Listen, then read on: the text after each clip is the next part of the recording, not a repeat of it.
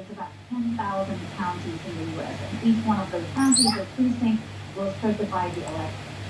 Normally, it's certified by a group of people, Democrats and Republicans, county officials, and they just certify as a pro forma activity.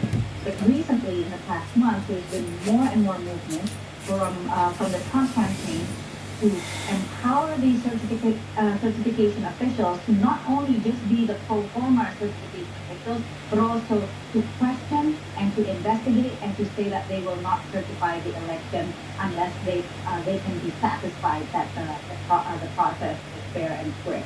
So there's they are anticipating a lot of legal issues after the election related to certification. There's also some concern about political violence. In 2020, this had already happened.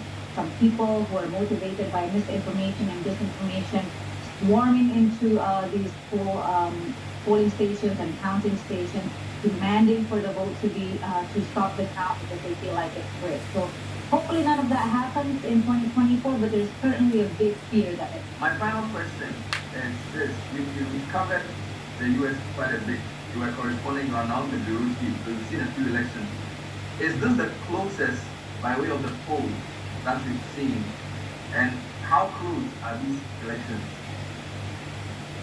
I've covered the U.S. elections since 2003, so 21 years now. And yes, this has been the closest election that I have covered in terms of polling. It is also the most polarized, the most divisive, the most vitriolic, the most, just like a lot of craziness happening in this past election cycle. You think about it, Donald Trump was indicted with 34 counts of felony, and then Joe Biden dropped out of the race, and then Kamala Harris, kind of like a whirlwind